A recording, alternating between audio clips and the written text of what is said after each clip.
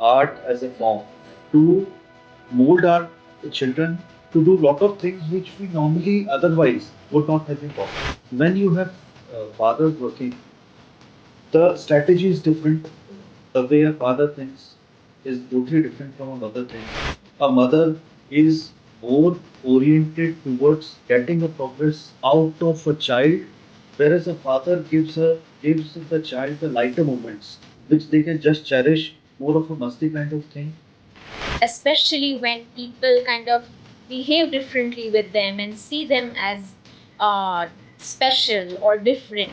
It's kind of advocating for yourself that, see, I have made this, and the sense of accomplishment that it gives does a lot to their self esteem and confidence. And as Sir mentioned, it translates to other areas of life. So it does not only limit it to art, but the confidence and self esteem that's gained through art making can be translated in other areas of life as well.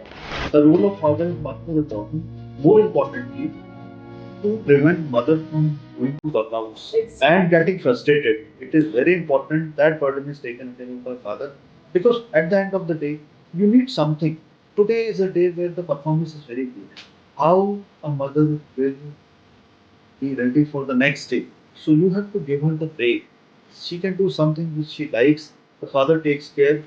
The child gets a change. Otherwise, उसको लगता है this mother, she's just sitting on my head. Yeah. She's doing everything. I don't like this. So when a father comes, that the negative emotions which a child develops from a mother also get shared. On the spectrum are visual learners, are visual thinkers. So it's understanding pictures is easier for them than understanding words. So it offers a great medium for communication.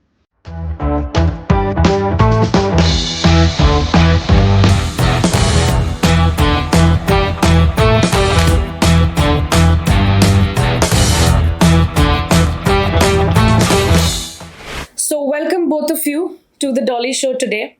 We're so happy that both of you are here. So, yes, we have our professional who is Ashmi, and we have our parent who is Mr. Anupam. So, both of you, welcome. And it's a very interesting topic that we are going to discuss today, which is art therapy. This topic is really close to my heart as well.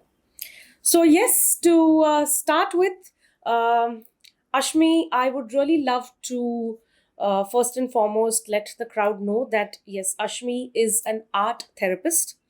So, she has, let's hear it from the horse's mouth. So, yes, Ashmi, we would really love to know uh, about you, how you got into this field, and then we pop in the next question.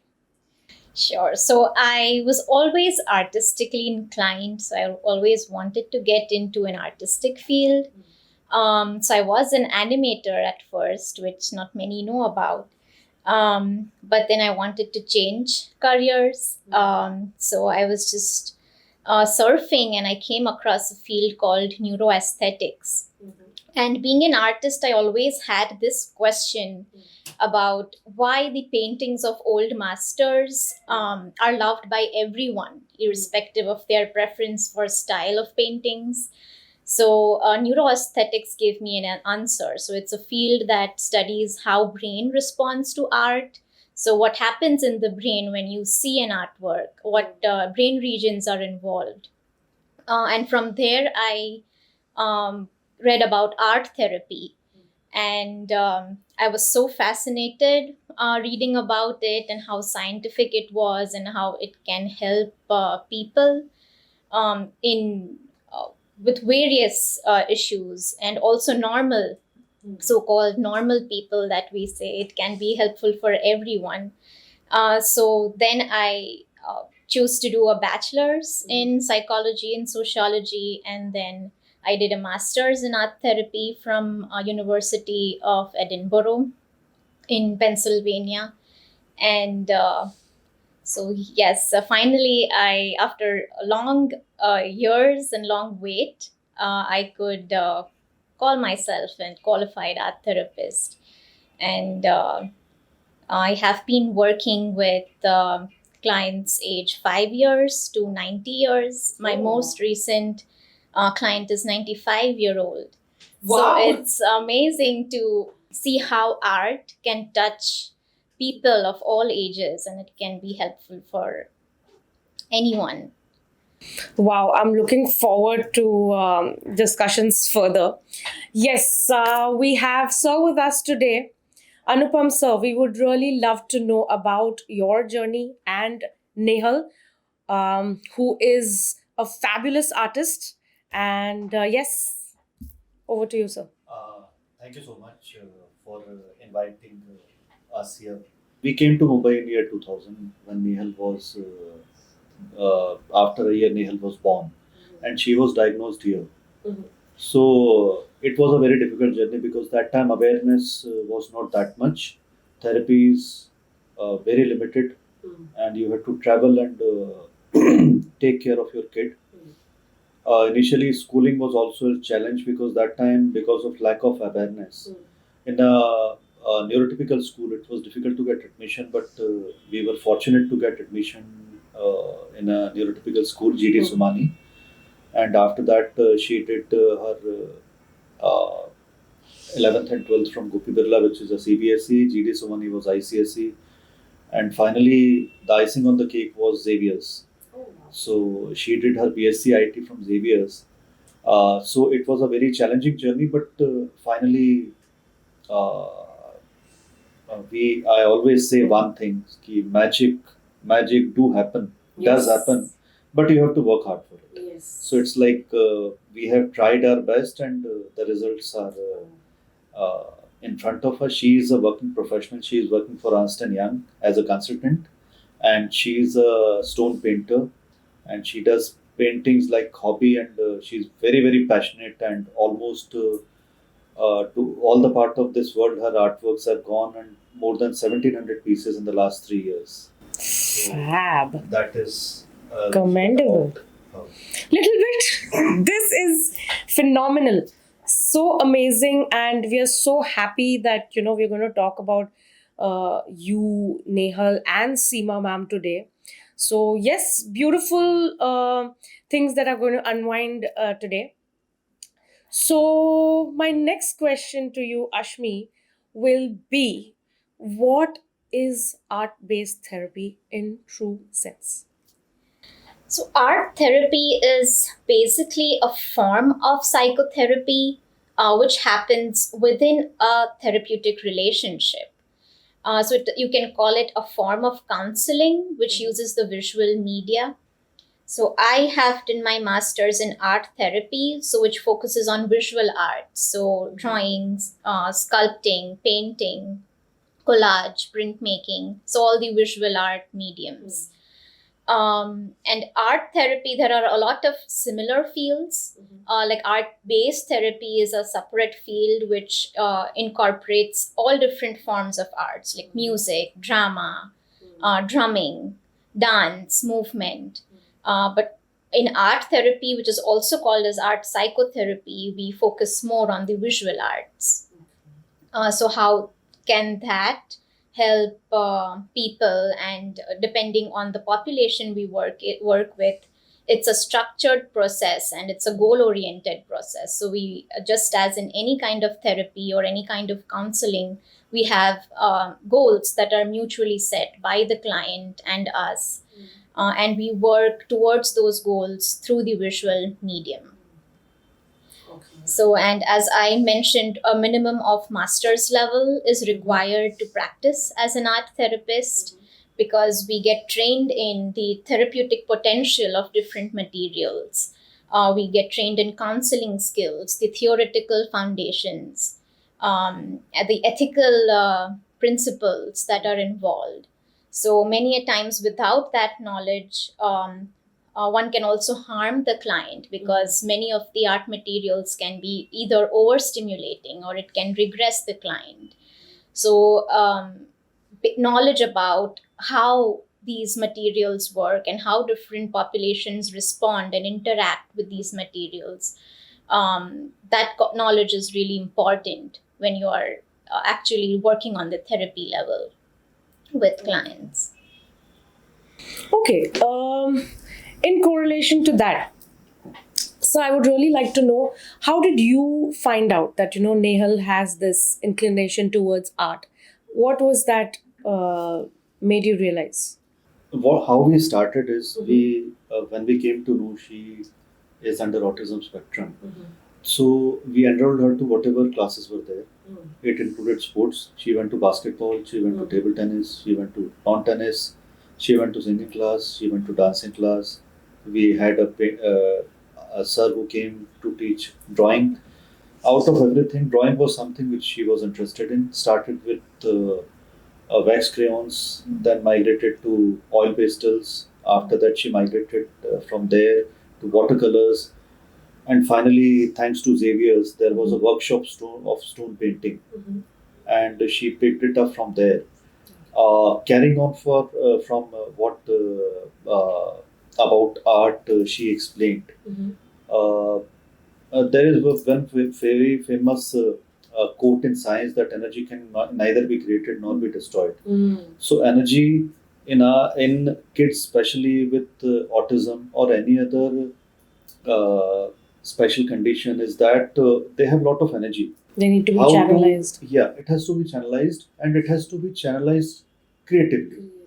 So art is one form which actually helped us in her studies as well, because she could sit for hours and hours together to finish her painting. She has made Taj Hotel on a small 4-inch stone.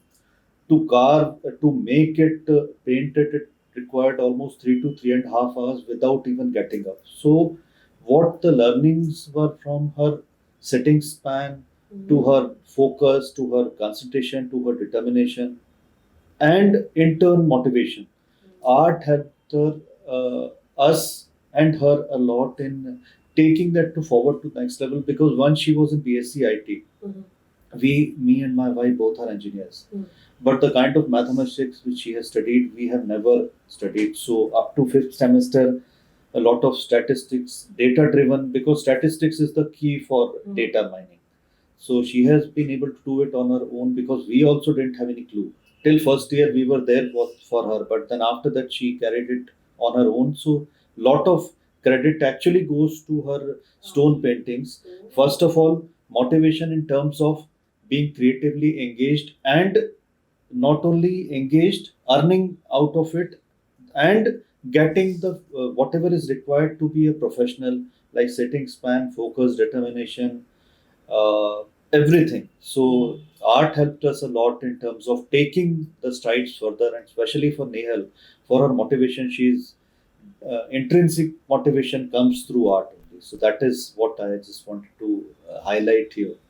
So it has been a great help to us. Fantastic. I mean, this is how you see, I mean, how a child can be, in a true sense, molded with a form of therapy called art.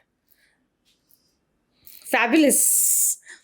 So, yes, coming back to you, Ashmi, how does a typical, supposedly, you have a client who has come in for art therapy to you, how does a typical setup look like?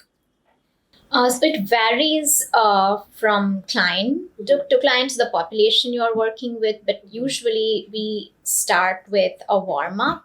So that is usually 10 minute where they explore the materials, do a small art activity to just kind of orient them to the therapy space.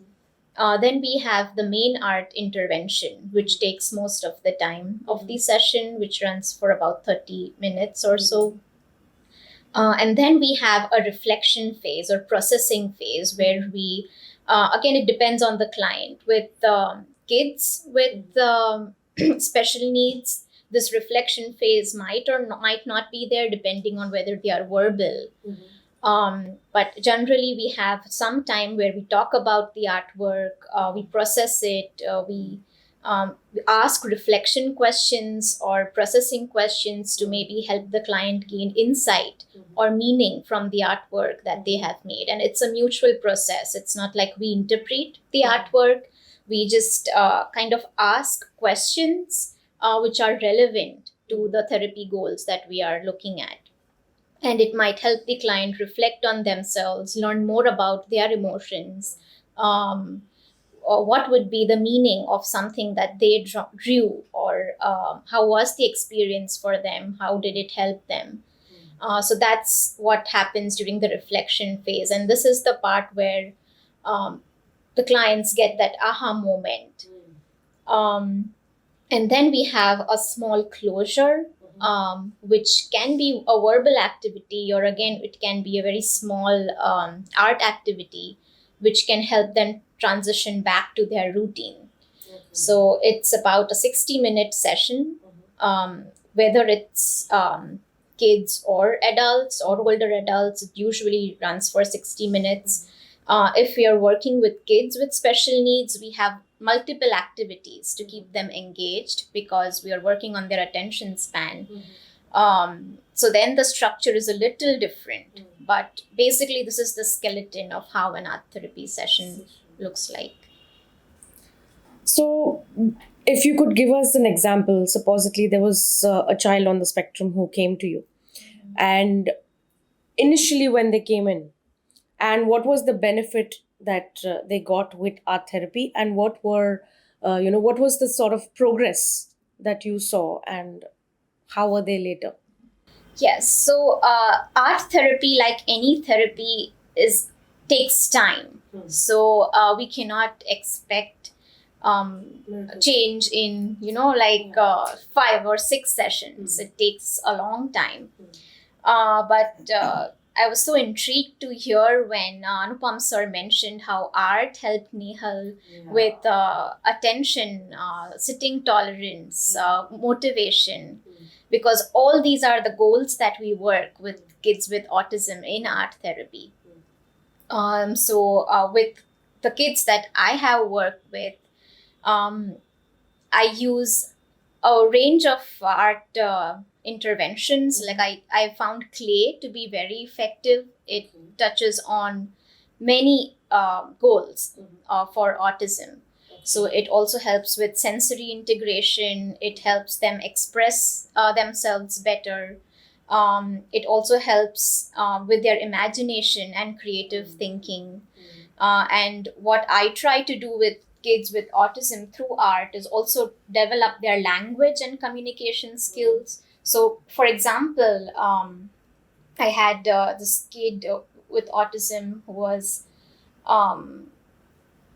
about 9-year old, non-verbal, and so initially, from the information that I had received about the kid, I had known that he only draws one thing that he has seen, and it's difficult for him to initiate a different drawing or use different materials. But through art therapy, I kind of introduced new materials, started where he was, so let him use the familiar materials, and then progress towards maybe new materials, providing structure and assistance or demonstration. And it really helped open him up. So he was more responsive, not verbally, but through gestures. And it also helped emotionally regulate. So it also helped him as a coping tool. So I also talked with his parent. So whenever he maybe got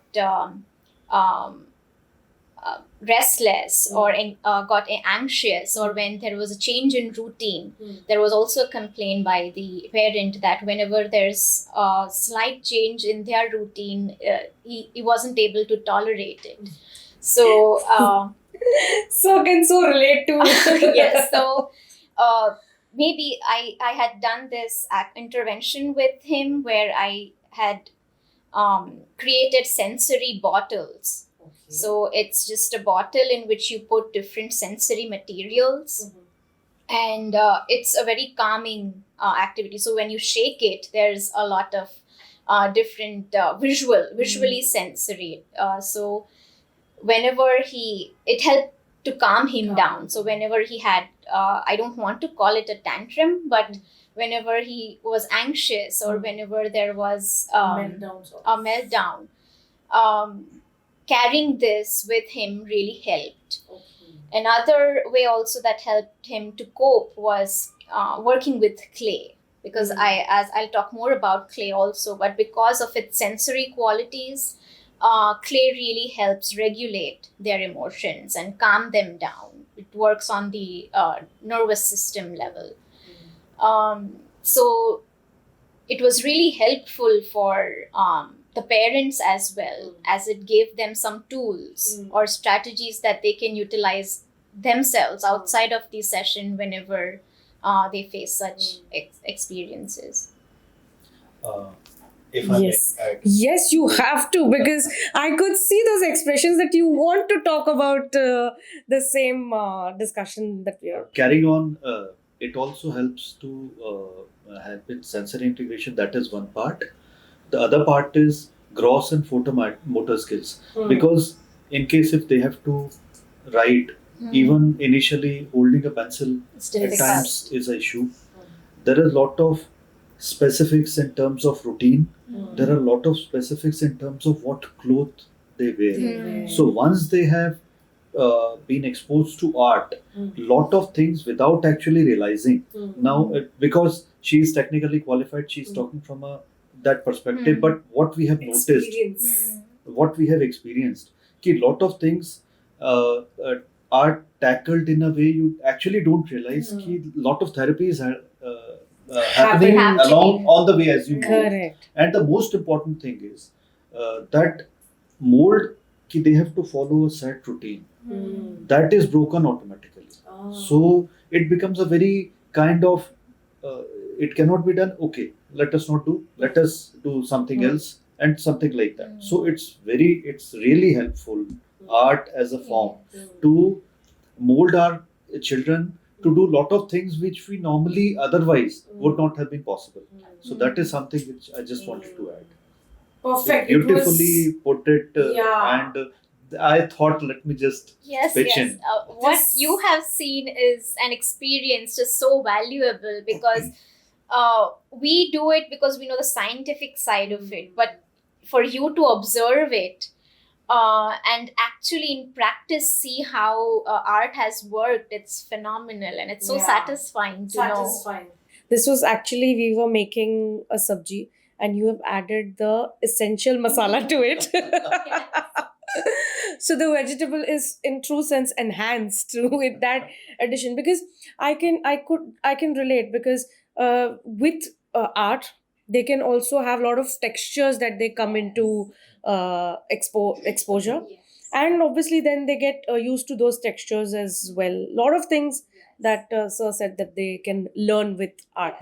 And Which- yes, fine motor skills, gross motor skills, that's also the goal that we work with them, again depending on the level of autism that they have.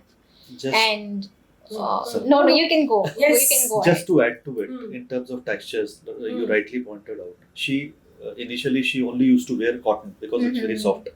Now she can wear anything and everything, and she has got a wonderful fashion sense. So whatever you cloth you Wow. give, we both occupy 90% of the space at home as far as things to get ready. I have more than her. So, but my wife and younger one anyway, she is not with us. She comes, she's practicing now. She's doing her MBBS. So, but 90% of the storage space for clothes is occupied by me and Nehal. This is something unusual. Totally unusual. With this brings me to a question.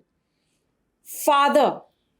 What role does a father play in the progress of children on the spectrum? It is very important for parents to know that it is not just the mother, but the father as well plays a major role, and the partnership of both is what works beautifully for these children. So, sir, from you, we need to know this, and our audience as well. It's very important. Actually, the father's role is more important because mother being, I'd like to maybe a little take a different point here. A mother is always connected to a child because a child is a part of mother's body. Correct. the initial period which a child spends with her mother, it's a connection which is a divine connection. A father in no way can match what a mother can do. Having said that, it's very important that that complementary relationship is there. Once you work with a child with any kind of disability, the progress is very non-linear. It's not like science that if you do this, this would happen. It's very, we can even relate it to art. Today, I'm in a very good mood. I'm able to draw something which is absolutely fantastic. Day after tomorrow, I have a burnout, I have a meltdown. I cannot even do what I was able to do, even 10% of it. The progress is very non-linear. If only mother is working with a child, that is known as overexposure in terms of uh, uh, kind of what how to put it, like the mother is exposed too much to a child. After limit, child knows ki if I do this, my mother is going to react like this. It takes a way out of tackling the mother in a negative way. When you have fathers working, the strategy is different. The way a father thinks is totally different from a mother thinks. A mother is more oriented towards getting a progress out of a child, whereas a father gives the child the lighter moments which they can just cherish, more of a musty kind of thing. When Nehal was young, I'll give you a real life example. I have done the speech therapy because I love music. So the kind of pronunciation which I have in Hindi and English is much better for Nehal to make her learn. And I had lot of tricks which after talking to therapist, I devised my own tricks how I can make her speak. Academics was taken care by Seema. But then when we saw ki she's getting a little frustrated, so then we divided the subject. All because women have lot of brains, so all brainy subjects were given to Seema, and all cramming subjects were given to me. And I was more happy because I don't have to apply my brain. Anyway, the capacity of male is much lesser than a female in terms of brain capacity as well. So I was happy, but I could make her cram. If you give a Chinese song today, in one day I can make Nehal recite exactly how it has to be recited. So that quality I have. So wherever English, Hindi, जहाँ भी रटने वाला काम था, cramming work was there. It was taken care of by me. So coming back to the point, uh, if the and mother being, because she can relate more to a child, her anxiety, her frustrations, her happiness, all are to extremes. How to moderate? So there is where the father comes, because he has to exactly do 50% of what a mother is supposed to do. Correct. The child, even though howsoever smart he can be or she can be, but at the same time, it is difficult to crack the strategy of father and a mother because it's totally in a different direction. So the role of father is much more important. More importantly, to prevent mother from going to burnouts and getting frustrated. It is very important that burden is taken care of by father, because at the end of the day, you need something. Today is a day where the performance is very poor. How a mother will be ready for the next day? So you have to give her the break. She can do something which she likes. The father takes care. The child gets a change. Otherwise, उसको लगता है this mother, she's just sitting on my head. She's doing everything. I don't like this. So when a father comes, that the negative emotions which a child develops for her mother also get shared. So it's very important to share the positives, as well as it's equally important to share the negatives when it comes to overall progress of a child. So well explained and put across. It's very important because that's what I said. The partnership of a parent, of both the parents, the mother and the father, both is really important. And then obviously, waha partnership is good is when the therapist comes in picture, and then is when the circle is complete. So yes, that's how good to know that yes, fathers also need to play a role, is why we are so thankful that you are here with us today discussing this point with us. So yes, coming back to you, Ashmi. So how does art therapy work for children on the spectrum? Firstly, most of the kids or at individuals on the spectrum are visual learners, are visual thinkers. So it's understanding pictures is easier for them than understanding words. So it offers a great medium for communication. So it helps us understand their perspective, their world, and it also helps them communicate their emotions or how they see the world. And if we are also working with them through art, we can also draw or we can show them pictures, and it gives us a way to for reciprocal communication, which is so difficult when we are trying to do it verbally. So we can that's the most unique aspect that art therapy brings for individuals with autism.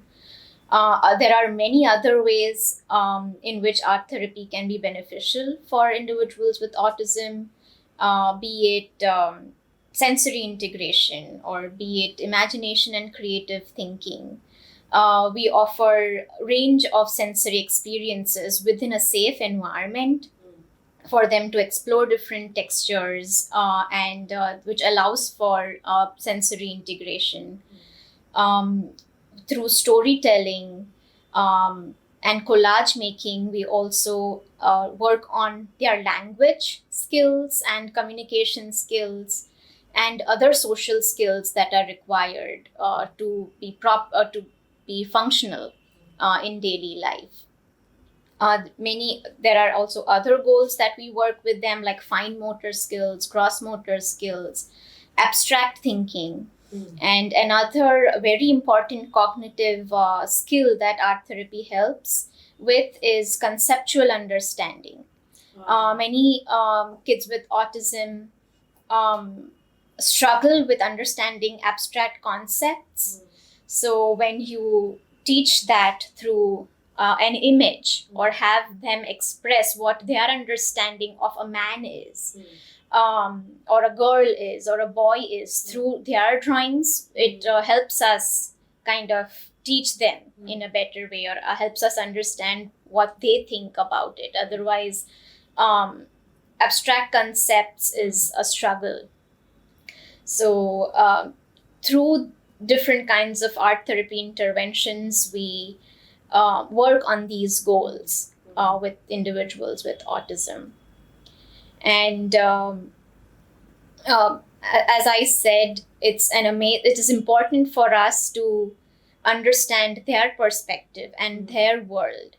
So art offers an amazing medium for expression, self-expression, emotional regulation, and also it makes them more aware about themselves. It helps them kind of understand what their identity is through art making, because language can be difficult at times for most of the individuals with on the spectrum. I would really love you to add, sir, because Nehal expresses herself with her paintings. So I would really want you to contribute in this conversation. Uh, the most important thing is what we all have is a kind of we all look forward to some kind of social recognition. Correct. With Nehal, art has been a great support in terms of as soon as she finishes some artwork, the first thing is she takes a pic and it is on her status. Oh, wow. The second thing is goes on Insta. The third it goes on Facebook. So she is so, and then she sees after regular intervals how many people have liked it, what is the response. On every festival, if she meets you once, every festival you will remember Nehal. There is, she makes her artwork, her Insta ID Happy Dashera, Happy Diwali. Mhm. It goes to each and everyone whom she has met till date. Whether you keep in touch with her is not important for her. She wants to keep in touch with each and everyone, even if she has met for a very short duration.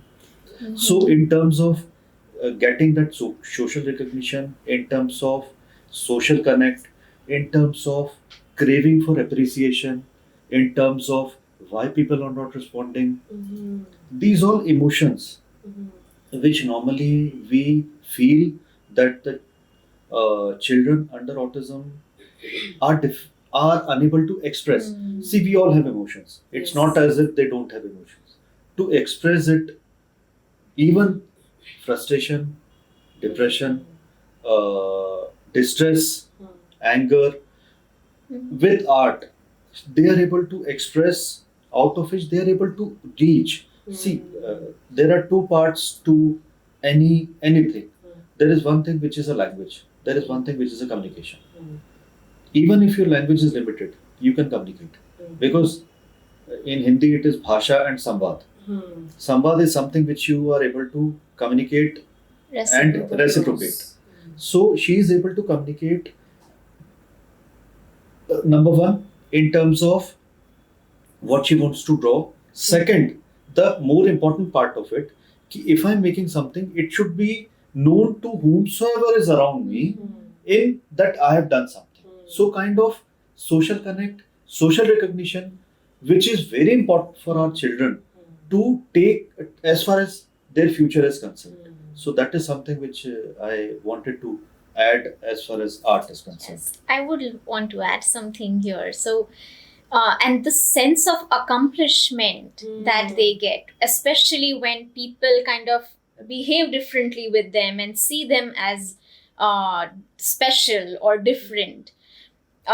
It's kind of advocating for yourself that, see, I have made this, and the sense of accomplishment that it gives does a lot to their self-esteem and confidence. And as sir mentioned, it translates to other areas of life, so it does not only limit it to art, but the confidence and self-esteem that's gained through art making can be translated in other areas of life as well.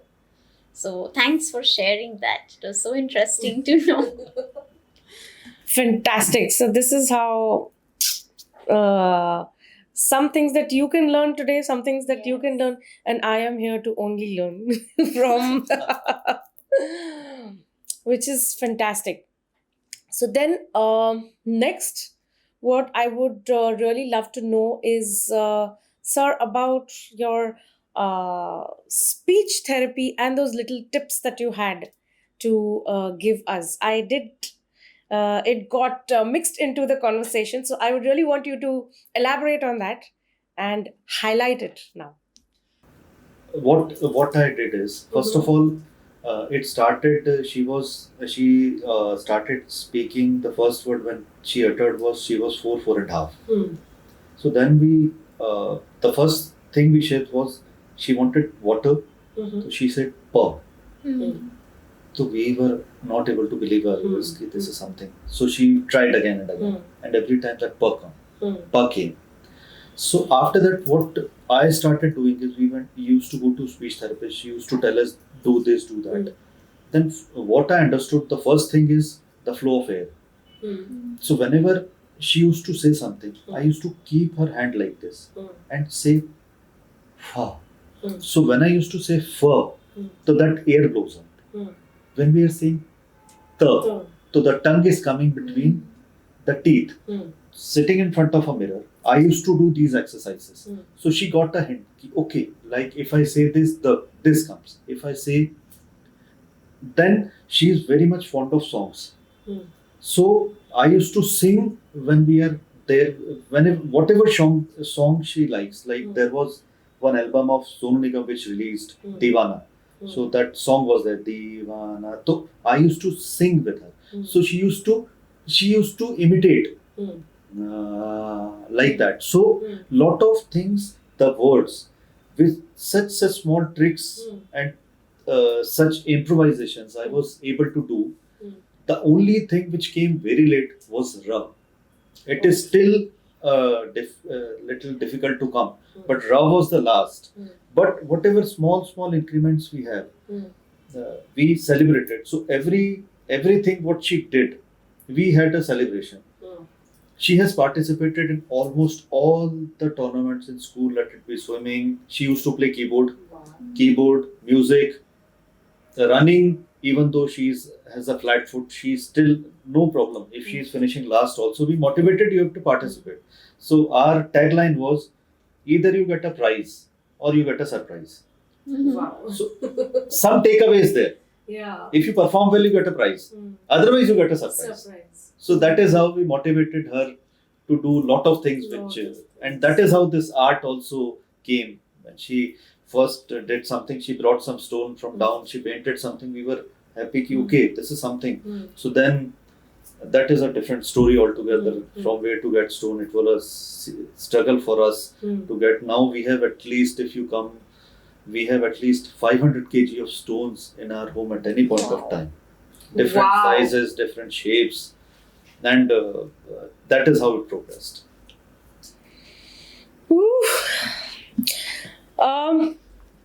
How can art, so now coming up to, we have done the discussion about what is therapy, how it has shaped the life of children.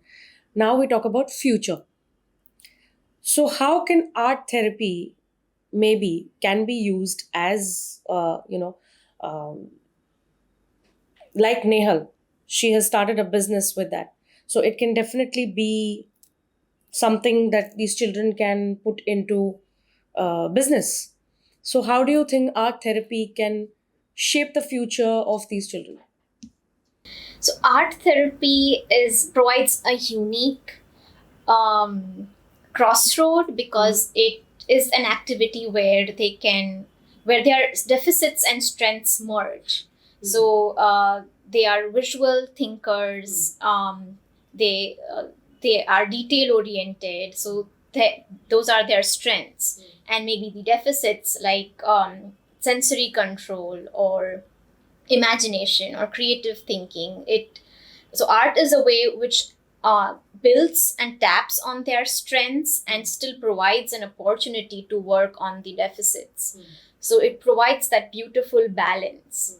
So it's not only a kind of therapy where they are working on in solving their issues or working on the symptoms or treating the problems.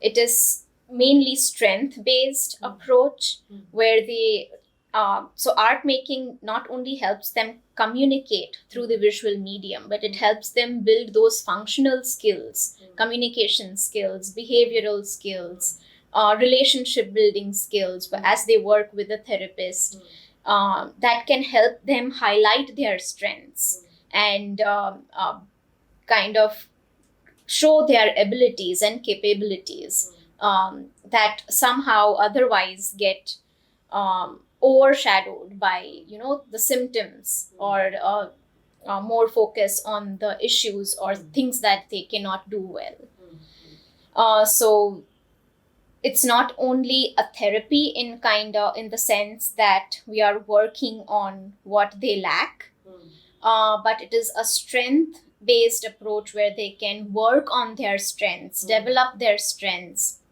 and it kind of empowers them to first realize what their strength lies in and learn the other functional skills that make them empowered to practice those in their daily life.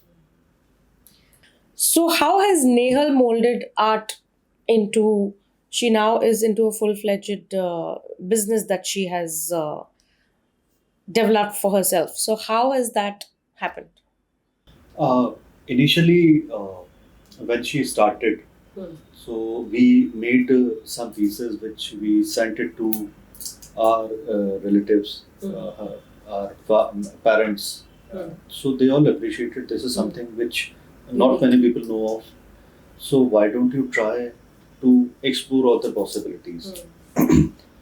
So then her artworks got prominence in terms of very prime spaces and exhibitions in Delhi, in Mumbai. So we thought ki it can be maybe scaled up. So then we started working on uh, uh, her skills as well as how to promote. So my wife, she is also an engineer. So she made a website for Nehal's painting sitting at home during lockdown. So her website was ready. We started putting her artworks on different social media platforms. And to add to it, she was when she joined EY, they also came to know that she is an artist because during her interview process, it was an 8 month long interview process, which came different exercises. So they also came to know that she is an artist. So lot of times, there's her seniors also ask her to make something and present it to the dignitaries who were coming to their office, and they have a platform where she regularly posts her artworks within EY. So everybody comes to know that she is an artist. There are all the different colleagues of hers based at any part of India. Somebody is a singer, somebody is a musician, somebody is a painter, any kind of thing. They have a platform where they can showcase what they are doing. So everybody comes to know that Nehal is also sitting at Mumbai and doing all these parts and all paintings, and also she posts regularly. And one more thing, what we have noticed is with her art and with her work, she has become very much independent. She travels by local train. Her office is in Matunga. So from Kaparet, she takes bus, goes to Churchgate station, travels all the way to Matunga. There she walks down to her office.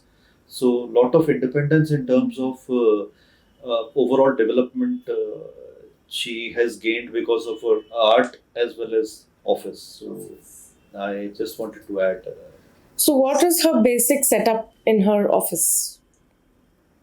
What does she work as? She joined as a trainee.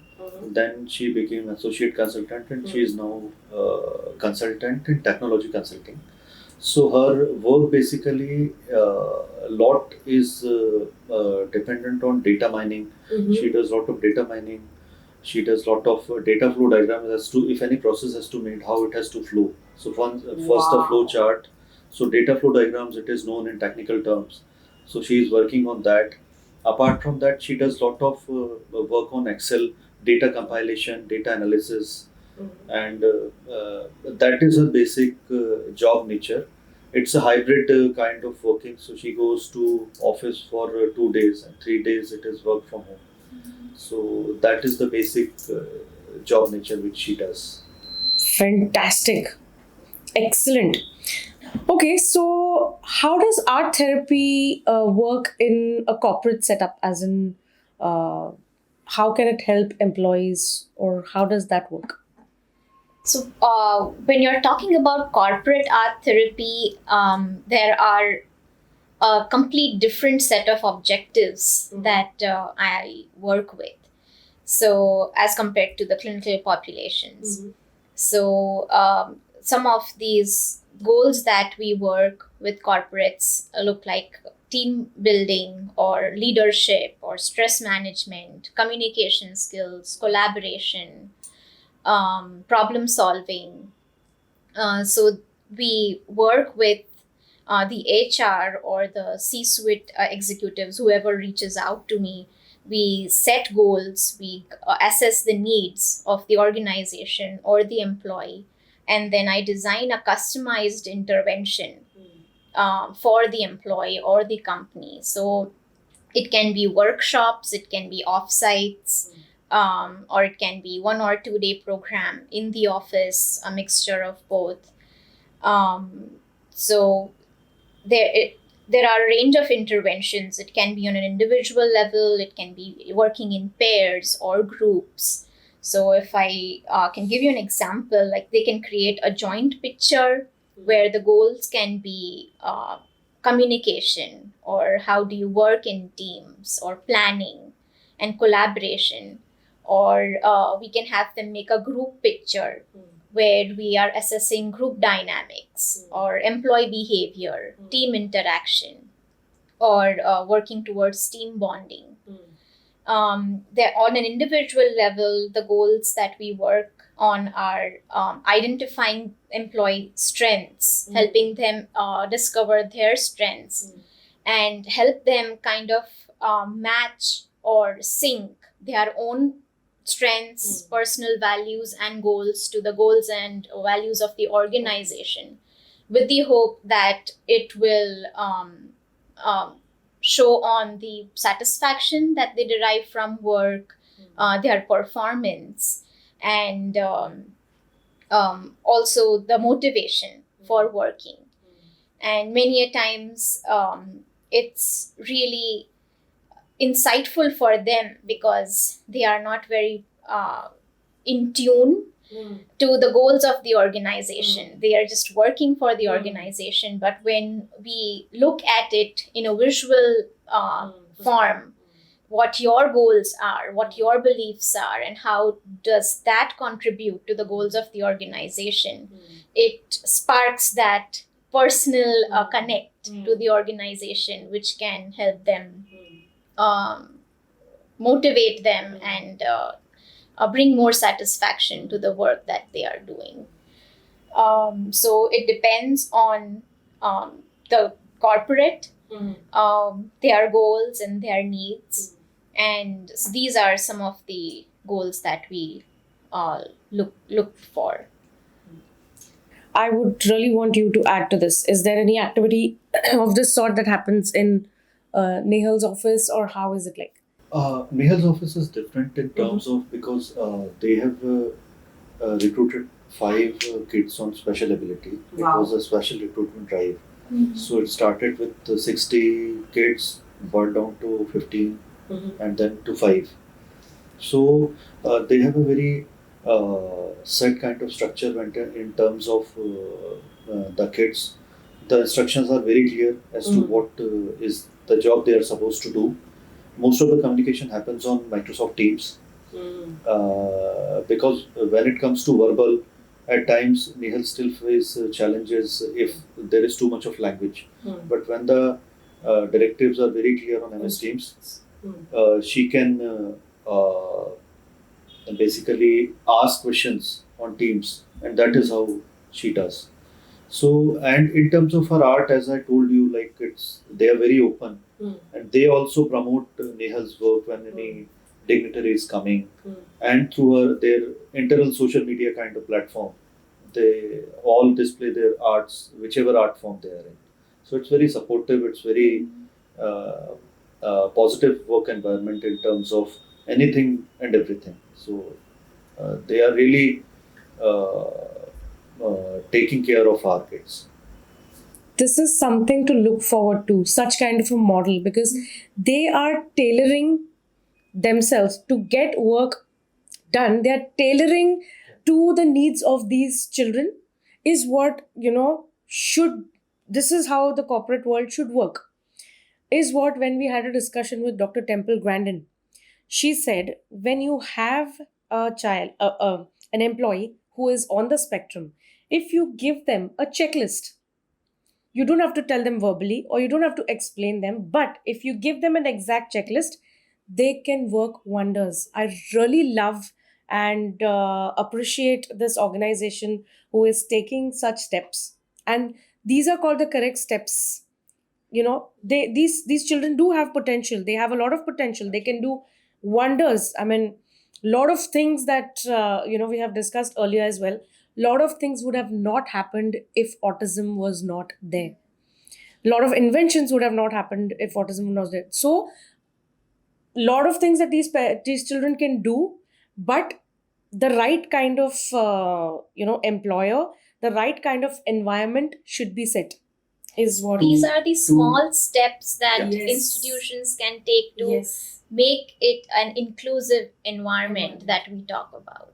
To add to it, few things which our kids have in plenty is like there is no distraction.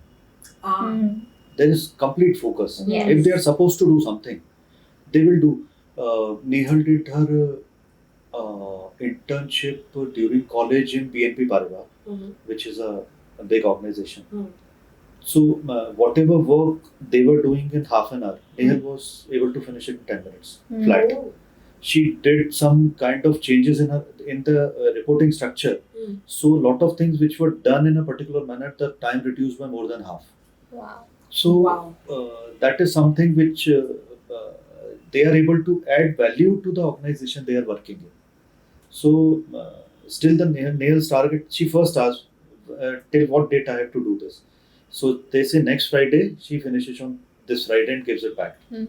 So that is the Yes. kind of strengths which corporates can definitely look forward to. Yes.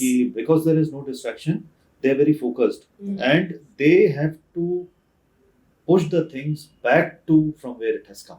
That is their target. And before time. She has never been delayed. It's always ahead of time. And she is one person who will always ask for work if there is anything I need to do. Otherwise, if she has some relaxed time, she works on lot of certifications through their online learning platform, and she works to increase her skill sets day in and day out. That is how she is. Fantastic. So, see the kind of wonders these children can do. It's fascinating. Yes, I would like to know about Nehal's achievements. She has had a lot of achievements. So we would really love to know. Like we just got to know there was an article in the paper, and yeah. So When she passed her 10th standard, that too from ICSE, there was a full around 2 minute feature on NDTV 24/7, especially focusing on Nehal's abilities. At that time, stone painting was not there. She was very regular in music. So she used to play keyboards. She knows 100 years calendar by heart. You tell her Is it? any date, she will give you a day, which date falls on. Oh If you my tell her God. your birthday, down the line, 10, n number of years, birthday wish will come on that particular day. Uh, uh, we have stopped keeping record of what we have purchased, when we have purchased. We have, because we have a encyclopedia working encyclopedia. When we have purchased washing machine, when we have purchased TV, it's all by heart. So my God. and whatever is getting finished at home in terms of grocery, she's the one who's keeping track. She tells her mate that this thing is finished, you have to go and buy. So Wow. she's something very, and we don't know how she does it. We tried to ask, she's just like that. These are their She's- capabilities. Yes, these are the She's- special strengths I that don't know, and she is able to exactly even figure out leap years in her calculation. So you ask her 29th of February 2027, she will say it will not exist. It doesn't exist. So kind of things. So a lot of things which we also not able to know how she knows. Wow. that's how sharp some of their cognitive abilities are, which go unnoticed Yeah. sometimes because of our focus on the deficits and symptoms. And Just to give you an example, in a year she was 7th or 8th standard. She got stuck in one of the maths problems. So Seema told her, "Ki this is to be done like that." She goes inside. Within 2 minutes, she brings the exact sum, which was done in a different way out of her 15-20 diaries, which she used to practice. Within minutes. So we were surprised as to what. And it is challenging also. In mathematics, they remember the sum. So once or twice has happened ki the answer is coming, something which she has done. So then we had to give her that much more exercises for her to unlearn what she has done. Otherwise, if you give her a sum and if she knows, if one value matches, the answer will match, irrespective of what. It will be wrong, but that is how they learn things. It is so photographic memory. she can make out what has been done 5 years back. If a sum as she has done like this, she will now her thinking is growing. So if we tell her ki you have to do this like this, so she will tell you 5 years back you have told her this is not to be done like this. So how come this is to be done like this? We have to explain it to her ki now the things have changed and all those. So her ability to comprehend multiple solutions, and art is a very big factor in that, because she says she sees ki if I mix blue and red this will happen. So like that she knows ki it's not exactly science ki 1 plus 1 is always 2. It's more than science. So her cognitive abilities, her thinking abilities in terms of not every time but multiple times different solutions for the same issue. So some kind of little flexibility is coming. Art is a very big contributor to that kind of thinking as well. Fabulous, fabulous. Also, which brings me to another subject that we need to discuss is the book that your wife Seema ma'am has written. I would really want you to elaborate and show us that book. And this was the book Okay. which is written by Seema. It is in Hindi. What we realized, that lot of times it's a very important topic which normally everybody goes through, but it never comes to the light. When we talk of Hindi speaking belt, like the states of Madhya Pradesh, Uttar Pradesh, Bihar, Jharkhand, Uttaranchal, and Rajasthan, and all these places up to Delhi, still that stigma is there when it comes to a child being diagnosed. The parents or father says it is the daughter-in-law's fault, and the parents of daughter says it is son-in-law's fault. They don't want to realize that this is something which nobody has control. So this book basically, which is in Hindi, specifically addresses, and the language is such, even a grandmother or a grandfather, maternal, paternal, nana, nani, dada, dadi can relate to it. It's all, we have not fabricated whatever mistakes we have done. It's also covered very beautifully in that ki it's not as if we have also gone through the same process which the parents are still going through. But how to come out of that situation, it's very beautifully brought out. Initially, when the first draft came, my younger daughter read. After 5 chapters, she was not able to read it further because she had, I can't go on. It brings tears to my eyes. So you have to make it interesting so that once people start reading, they should think, okay, it's a very serious topic, but then some kind of humor has to pitch in. So Seema worked on bringing a lot of dialogues from Sholay, Diwar to make it. Basanti and Viru are actually the heroes in this, and Nehal is. So that is the kind of thing. And the topic, my contribution to this book is the heading. If you write Sangarsh in English and break it after G, this is what it becomes. Sangharsh. So this is the book. Then we got lot of queries in terms of parents who are not well versed with Hindi to come out in English. So we have just, I think it got published a month, not even a month back. This is the one which our experiences. It is known as Perfect Imperfections, A Journey with Autism. So I have co-authored it with Seema. So I have been always at our home also. I am always surrounded by Teen Deviyan. So my limited contribution, decision is taken by them. I'm the ardent follower of all the 3 Devis at our home. So this is about the books. Ma'am, you are also an author. So please, you need to tell us about your, I guess you have a book or... Yes. So I have a poetry book, which is titled Silence Echoed, Poetries That Heal. So I used to write poetry since childhood, but kind of lost touch with it as I grew up. But suddenly I felt like writing poetries again, and I just wrote those out of a hobby. So I had never thought of publishing them. So I had never planned writing a book per se. So reading poetries was also very therapeutic for me.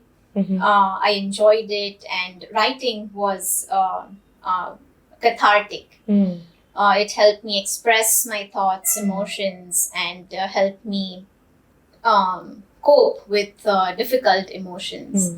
So I just used to, it naturally came, and I just used to write poetries again. And it was just one fleeting thought after writing hundreds of poems that if it's so helpful for me, then reading poetries can also be so inspiring and helpful for others also. So I just thought of publishing all the poems that I had written, and in the hope that somewhere, even if it helps or inspires some person anywhere in the world, it'll be fruitful. And I also use poetry in therapy. So poetry therapy is kind of a different profession or a form of profession, but when you are incorporating poetry in art therapy, you can do it as response poetry. So a lot of my clients enjoy writing poems of their artwork. So either they write about the content that they created in their artwork, or how creating that artwork made them feel.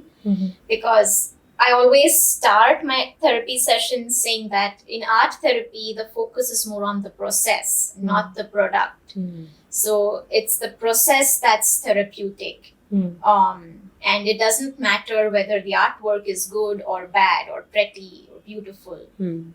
And the use of metaphor and symbolic language that is a part of poetry adds that reflective distance that we say, or objectivity.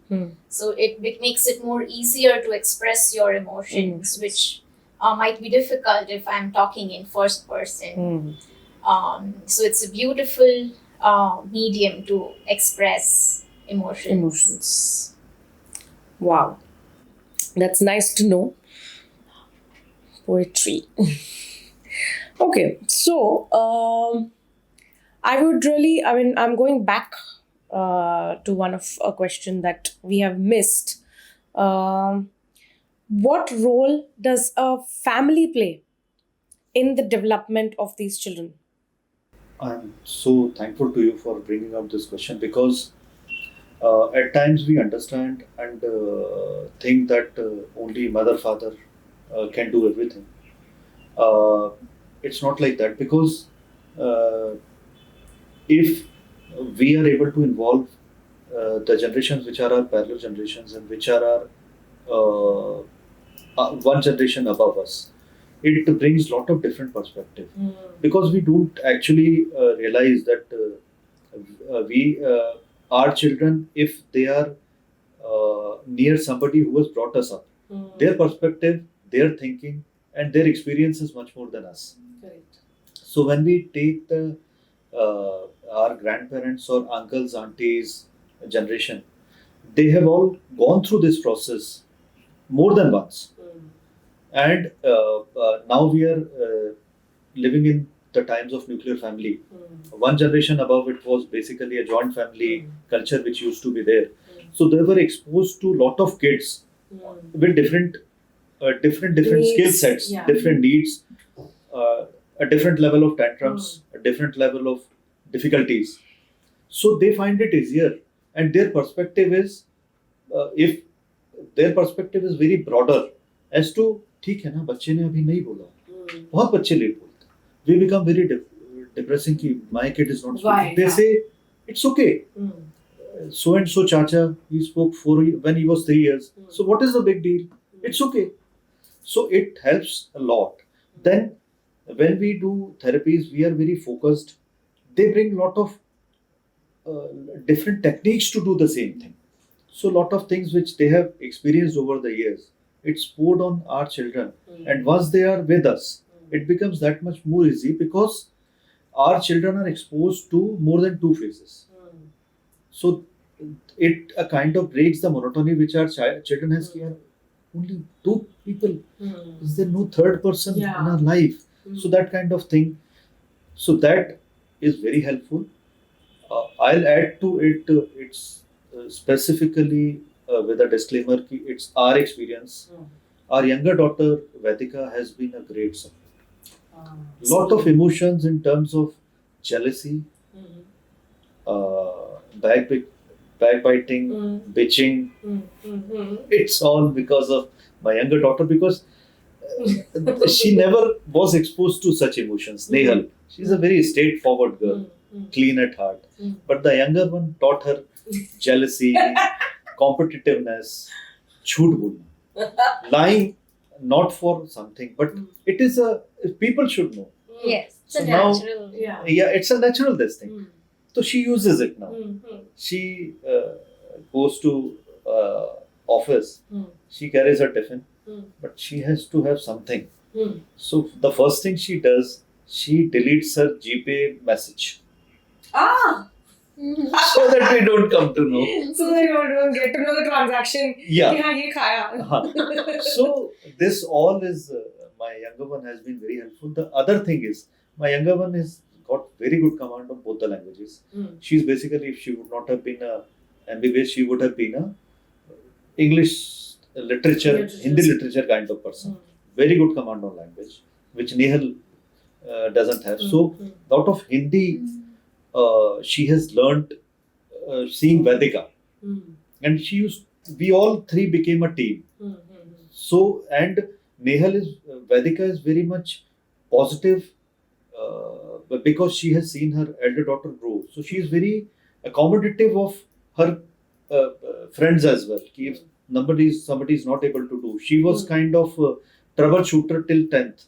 Ki anybody has any problem in any subject. She was one who will leave her work and at the time of exam also help others. So it has been, a family is a very big support function, especially the extended family and the sibling. The experiences might be different, but this is our learning. Ki after Vedika has come, Nehal's progress has grown like we would not have imagined Nehal being there where she is today if Vedika would not have been there. Wow. Such a major contribution is what, because these little life skills that nowadays in nuclear families, we as parents are not able to give it. When the grandmother, the grandparents come in, those little things that they ask children to do make a lot of difference. Those little life skills develop a lot of things in these children. So those are also important to be incorporated. That's I'd also like to add one thing, a live example. Nehal had difficulty in holding pencil initially. So my her nani came to our house. She said, इसको ऐसा करो, चना और मूंग ना mix करके दे दो और अलग अलग कर दो. see. Fine motor skill. So it was such a blessing for us. Ki with that thing and in a very short interval of time, we came out of that problem just because of experience of her grandmother. Exactly. We have now, I think, put these things into technical, we have given them technical names. Ye log wo chana kurmura and all that, those things. It's such a basic Yeah. fine motor exercise. It's a basic thing, but we have just given them technical terms, but they have actually done it. So, the secret to a successful art therapy session with any client, but more important when you're working with kids with special needs, is how you blend the client's interests and strengths, the therapy goals, and the therapeutic potential of the materials. So it depends on how you facilitate an art therapy intervention, the choice of materials that you make or provide for the clients, and how you kind of modify the art intervention to or tailor it to suit the preferences and interests and goals and needs of the child with special needs. So I'll give you an example. Yeah, is what I was going to tell you.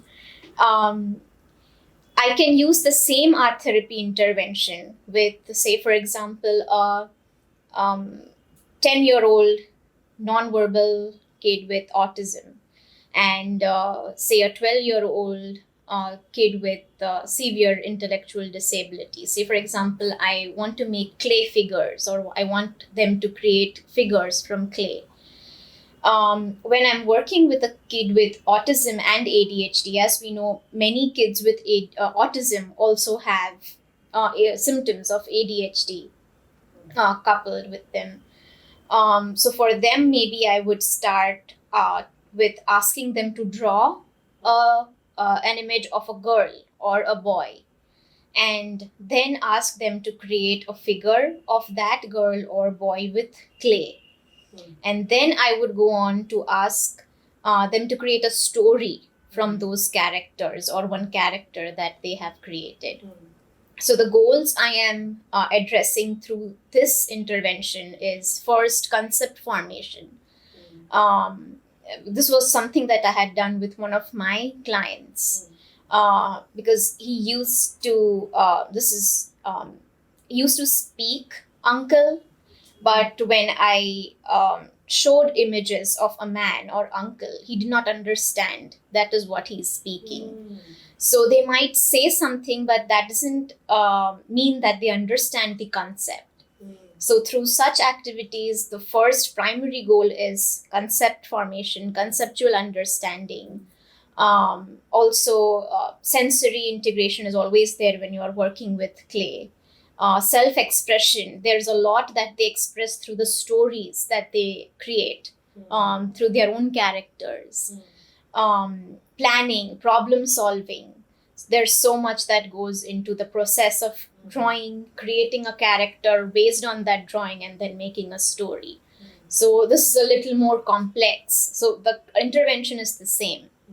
But when I'm kind of facilitating this same intervention with a kid with severe intellectual disabilities, the goals are very different. They are more on fine motor skills, visual spatial skills, organizational skills. So for them, maybe I would provide an outline of a figure with basic shapes, so a circle, triangle, and rectangle, and ask him or her to create clay shapes and then make a figure on the outline. Or I can make different shapes from clay and then give it to him or her and ask him to make a figure out of it. So the goals that I'm addressing through the same art therapy intervention is so different. So and this is where training comes in. This is where we spend more than 2.5 years learning about what and how and when we can use a particular medium with which client and in what settings. So it's a lot of planning that goes into creating one art therapy session plan for any kid, a particular child. So it's perfectly tailor-made for each child. Yes. So each therapy session, or whatever you call it, Yes. is tailored Yes. as per the needs of that particular child. And it's an art Yes. as in itself. Yes. Yes. To design an art therapy intervention and design a session that is helpful or effective for that child. Perfect. It is an art as well as a science. Yes. Absolutely. It's a blend, and that is what I love about art therapy. There's a science behind it and how you do it.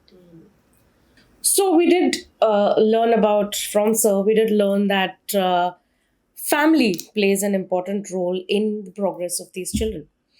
In regards to professionals, so a lot of therapists, work together. So what role do therapists play? Because speech therapy, occupational therapy, art therapy, there needs to be a sync. So yes. As you said, there's often a multidisciplinary team that works with any child with special needs.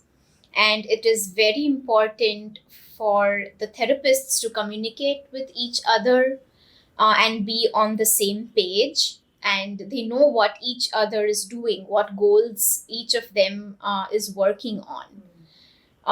That can be very helpful for parents, because no matter how much effort the parents are taking to take the kid to different places, I have seen that lack of communication between different healthcare providers eventually impairs the treatment of the child. So there has to be a way in which, through meetings, and now with virtual meetings, it becomes all the more easier. So you need to take out that time and effort to talk to the other healthcare providers, psychiatrist if the person is on medication, psychotherapist or counselor, speech therapist, occupational therapist. You might, you just cannot assume what they are working, and sometimes parents might not know in detail. You are a technical person for a reason. So when you work and collaborate with the all the healthcare providers, it's definitely going to increase the effectiveness of the therapy that the child is receiving. Perfect. One very important question that I would like to ask you, sir. A lot of parents, so we have a lot of working parents these days. So always one of the parent, thinks that it would be rather better for me to leave my job, stay with the child, and is only when my child will do better. So what is your take on this? Uh, there is no generic answer for this question. I can only talk about what we have done. Experience. Our experiences, if both parents are working, because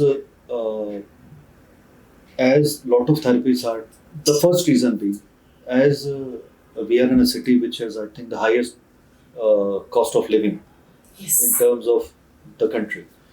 So the therapies, you need to be financially independent to take care of the therapies. That is purely from the terms of financial angle if we give it to you. Second thing is ki if you are working, uh, it's none of your fault that your child is diagnosed with any special ability. It was something you were destined to get it because God thought you are capable of handling it and taking it to a logical conclusion within the realm of what are the factors which you can control. Beyond that, it's God's will. So, if you have been qualified, if you are destined to do a particular job, my thinking is, rather, our thinking is to continue in the job because that gives you a reason to basically reduce yourself from the effects of burnout. Second thing, which is more important, is uh, looking into the conditions our society is. It's always the female who is expected to leave the job and be at home. In that case, the husband goes scot free in terms of कि ये तो घर पे है, she will handle. The wife goes into a dilemma कि if the progress is not happening, it's because of me.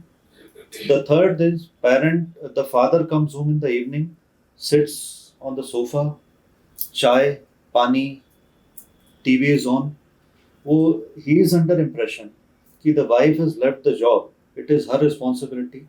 The wife is under tremendous performance pressure to prove that she has left something for good of something else. As we all know, the progress is not linear, and it brings the progress comes in lumps. It's not linear. So, lot of internal rift, internal rivalry, differences crop in. So, as what we have understood is, it's better if you are engaged in some profession, you continue, you do justice to that place also, you justice at home. Your being at home, sitting on your child's head is not going to make any improvement in terms of you being at home. Taking leaves occasionally to do certain things which require time is absolutely fine. But as far as our thinking, it is purely personal thinking that both the parents should work. There is Uh, One more thing, as I have initially covered, there is a lot of finance angle as well. You have to keep on therapies. You don't know what to what stage your child will come. So you need to be financially independent yourself, and you need to work on financial independence of the child for future when you are not there. Correct. So this is purely our experience and my thinking, our thinking rather. Fantastic. I mean, so to say, not just in neurotypicals, in neurodiverse. I think in both the cases, what Sir said applies. You know, even to take care of a child in general as well, it takes an army. I mean, lot of things that go in. So हमेशा ऐसे ही होता है कि the mother, has to be the one bearing the brunt. कि नहीं, you leave the job and take care of the child. But even I am of the opinion, why not? Because when you are at your workplace, you are putting in your abilities into place, and you feel fuller. Your cup is full, and when you are back home, you are in that position that you can give in a better way. Otherwise, when you're sitting at home all the time, you have all those negative thoughts, then you pour out negativity. Here you have a lot of positivity because a lot of things are happening. You are putting out your potential out to the world. You're proving yourself, lot of things that go out. And then when you come back home, you're able to give your child more, is what I think. Absolutely. So yeah, I totally agree. But yes, I was waiting for the answer कि शायद ये हो या वो हो. Okay, which is nice.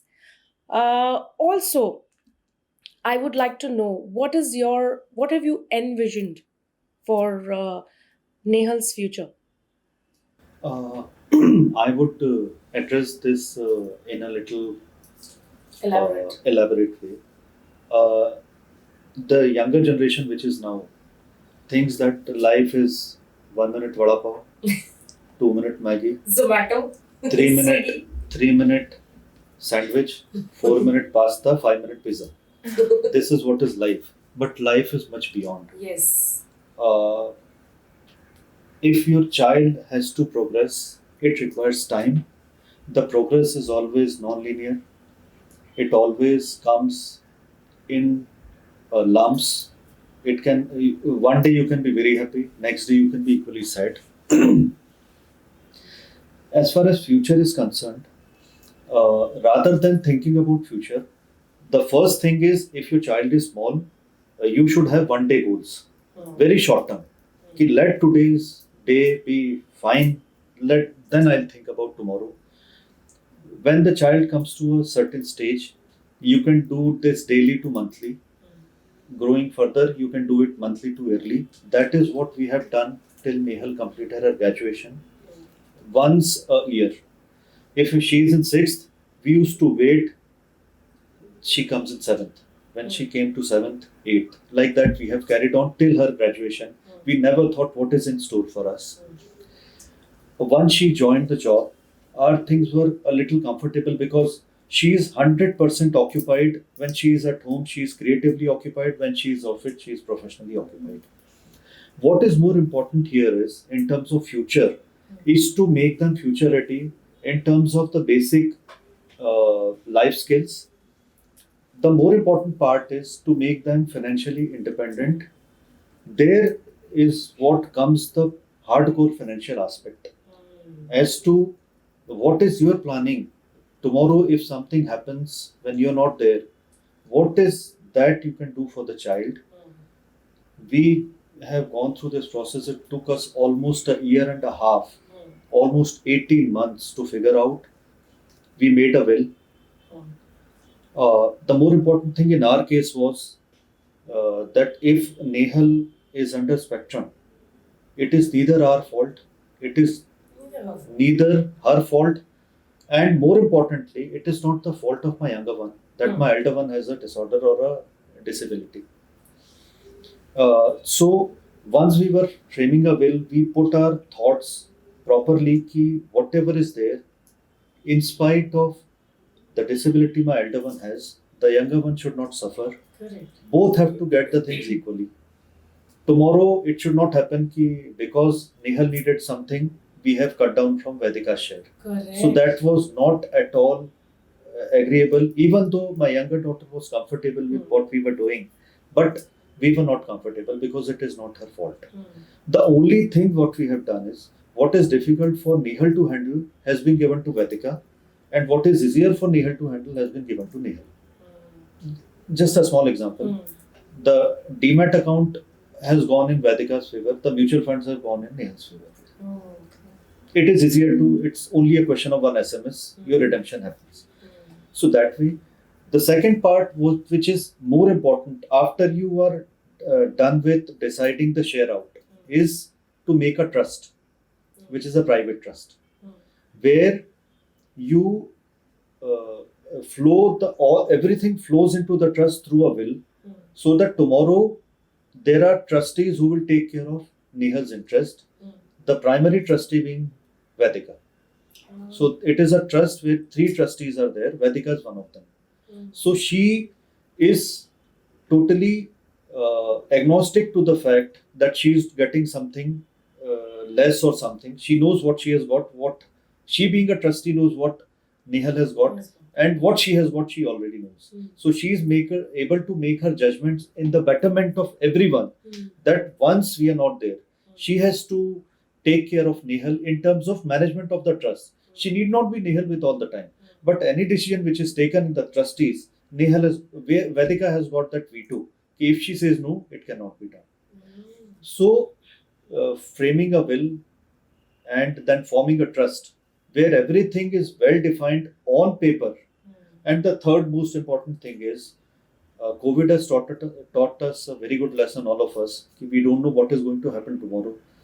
So we have a diary where whatever investment I do, whatever investment Seema does, kitna bank account hai, whatever we have is jotted down in a diary. Mutual fund, this is the user ID, this is the password, this is the fund which are there. That diary talks about each and everything about our total finances. So everything is there. So tomorrow, God forbid something happens, there is a diary which talks in absence of us.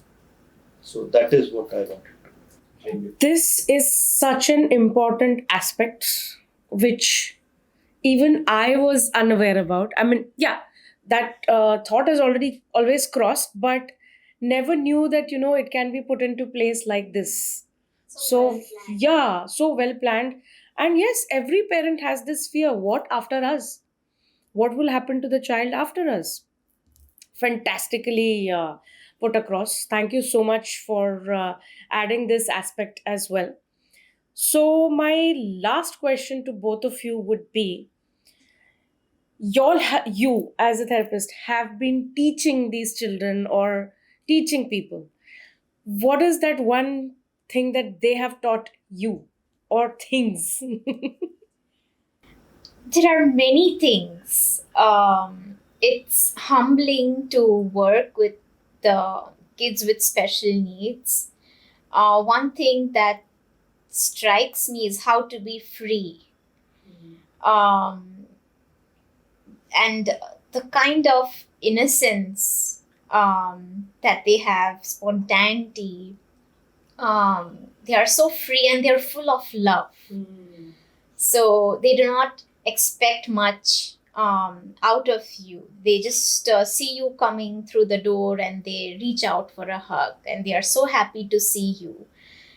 These are the small things that bring smile on our face, and it gives us a feeling that yes, we are doing something good. So they are very free. They give a lot of love without any expectations.